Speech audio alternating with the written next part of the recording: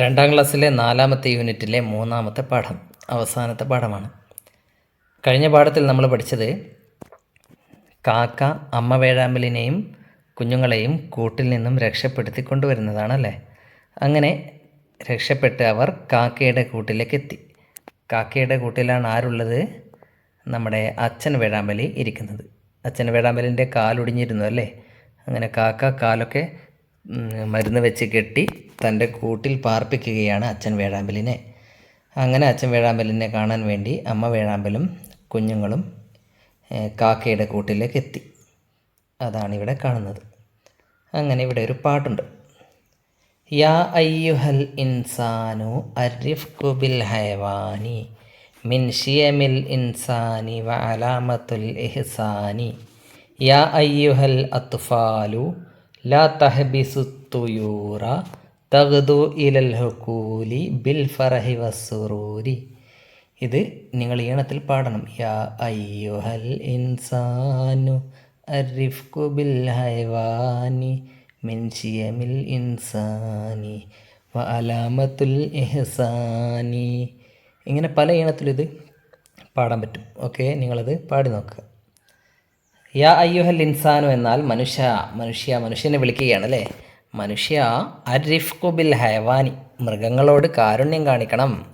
നമ്മൾ മൃഗങ്ങളെ ആവശ്യമില്ലാതെ അടിക്കാനോ ഉപദ്രവിക്കാനോ ഒന്നും പാടില്ല. മൃഗങ്ങളെയും പക്ഷികളെയും ഒന്നും. അവരോട് നമ്മൾ കാരുണ്യം കാണിക്കണം. മിൻ ഷിയമിൽ ഇൻസാനി, അങ്ങനെ മൃഗങ്ങളോട് കാരുണ്യം കാണിക്കൽ മനുഷ്യൻ്റെ നല്ല സ്വഭാവങ്ങളിൽ പെട്ടതാണ്. വ അലാമത്തുൽ ഇഹ്സാനി, ഒരു മനുഷ്യൻ്റെ നന്മയുടെ അടയാളമാണ് അവൻ മൃഗങ്ങളോടൊക്കെ കാരുണ്യം കാണിക്കുന്നു എന്നത്. കാരുണ്യം കാണിക്കുന്നത് മൃഗങ്ങളോടും പക്ഷികളോടുമൊക്കെ കാരുണ്യം കാണിക്കുന്നവൻ നന്മയുള്ളവനാണ്. കാരുണ്യം കാണിക്കാത്തവനോ തീരെ നന്മയില്ലാത്തവനാണ്.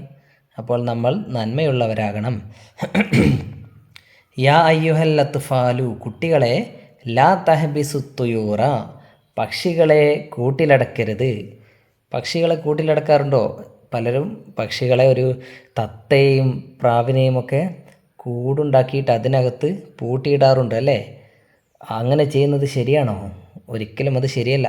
പക്ഷികൾക്ക് സ്വതന്ത്രമായിട്ട് പറന്ന് നടക്കാൻ കഴിയണം. നമ്മളെ കൂട്ടിലിടുന്നത് നമ്മൾ ഇഷ്ടപ്പെടുമോ? ഇല്ലല്ലോ. അതേപോലെ തന്നെയാണ് പക്ഷികളെയും നമ്മൾ കൂട്ടിലടച്ചിടാൻ പാടില്ല. കൂട് തുറന്ന് വെക്കുക. പക്ഷികൾ കൂട്ടിൽ ഇരിക്കുമെങ്കിൽ അവിടെ ഇരുന്നോട്ടെ, പുറത്തു പോകണമെങ്കിൽ പോയിക്കോട്ടെ. കൂട് അടച്ചിടാൻ പാടില്ല. പിന്നെ തഗ്ദു ഇലൽ ഹുക്കൂലി, അവ വയലുകളിലേക്ക് പോകട്ടെ. ബിൽ ഫറഹി വസ്സുറൂരി, സന്തോഷത്തോടെ. നമ്മൾ കൂട്ടിൽ അടച്ചിടാതെ പക്ഷികളെ തുറന്നു വിടുക. അവ വയലുകളിലേക്കും കാട്ടിലും മേട്ടിലുമൊക്കെ പോയി സന്തോഷിക്കട്ടെ എന്നാണ് ഈ കവിതയിൽ പറയുന്നത്. ഇനി അടുത്ത പേജിൽ എന്താണുള്ളത്? ഈ ചിത്രം കാണുന്നുണ്ടല്ലോ. ഈ ചിത്രവുമായിട്ട് യോജിക്കുന്ന വരി നമ്മുടെ കവിതയിൽ നിന്നും കണ്ടെത്തണം. എന്താണ് ഈ ചിത്രം?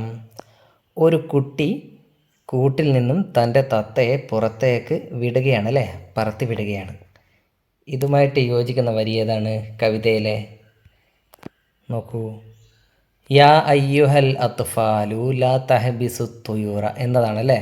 കുട്ടികളെ, നിങ്ങൾ പക്ഷികളെ കൂട്ടിലടക്കരുത്. ആ വരിയുമായിട്ടാണ് ഈ ചിത്രം യോജിക്കുന്നത്. ഓക്കെ, അത് ആ വരി ഇവിടെ എഴുതുക. യാ അയ്യുഹൽ അത്ഫാലു, പിന്നെ ലാ തഹ്ബിസു തുയൂറ എന്നത്. ഇനി ഇത് വായിക്കണം. ലുഅബത്തുൻ സഅലബുൻ ബസലുൻ ഹിലാലുൻ. പിന്നെയോ ഇവിടെ കളർ കൊടുക്കണം. ലാമിന് നിറം കൊടുക്കുക. ലാം ആദ്യം എഴുതുമ്പോൾ ഇങ്ങനെ എഴുതണം, നടുവിൽ എഴുതുമ്പോൾ ഇങ്ങനെ എഴുതണം, അവസാനം കൂട്ടി എഴുതുമ്പോൾ ഇങ്ങനെ, അവസാനം ഒറ്റയ്ക്ക് എഴുതുമ്പോൾ ഇങ്ങനെ. ഓക്കെ, എല്ലാത്തിനും നിറം കൊടുക്കുക. പിന്നെ ഇവിടെ ഈ വാക്കുകൾ കൂട്ടി എഴുതുക. ലൗനുൻ എന്നത് കൂട്ടി എഴുതുക ഇപ്പുറം. അതേപോലെ ഹലീബുൻ, എന്താ ഹലീബ്? പാല് അല്ലേ, അതും കൂട്ടി എഴുതുക. ബുൽബുലുൻ കൂട്ടി എഴുതുക. മൻസിലുൻ കൂട്ടി എഴുതുക. ഇത് വായിച്ചു നോക്കൂ. ഇർഹമു മൻഫിൽ അർലി യർഹംകും മൻഫിസ് സമായി, നിങ്ങൾ ഭൂമിയിലുള്ളവരോട് കാരുണ്യം കാണിക്കുക, ആകാശത്തുള്ളവൻ നിങ്ങളോട് കാരുണ്യം കാണിക്കും. ഭൂമിയിലുള്ളവരോട് നമ്മൾ കാരുണ്യം കാണിച്ചാൽ ആകാശത്തുള്ളവൻ നമ്മളോട് കാരുണ്യം കാണിക്കും. ഭൂമിയിൽ ഉള്ളവർ എന്ന് പറഞ്ഞാൽ മനുഷ്യരും മൃഗങ്ങളും പക്ഷികളും അങ്ങനെ എല്ലാവരും പെടും. അവരോടൊക്കെ നമ്മൾ കാരുണ്യം കാണിച്ചാൽ, കരുണ കാട്ടിയാൽ ആകാശത്തുള്ളവൻ നമ്മളോടും കരുണ കാണിക്കും. ആരാണ് ആകാശത്തുള്ളത്? അള്ളാഹു. അപ്പോൾ നമ്മൾ ഭൂമിയിലുള്ള മനുഷ്യരോടും മറ്റും കരുണ കാണിച്ചാൽ അള്ളാഹു നമ്മളോടും കരുണ കാണിക്കും. അതുകൊണ്ട് എല്ലാവരും കരുണയുള്ളവരാവുക. അങ്ങനെയാണെങ്കിൽ അള്ളാഹുവിൻ്റെ രക്ഷ നമുക്ക് ഉണ്ടാകും.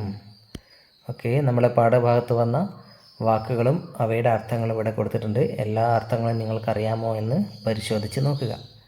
ഇനി അടുത്ത വീഡിയോയിൽ നമുക്ക് 5ാമത്തെ യൂണിറ്റ് തുടങ്ങാം.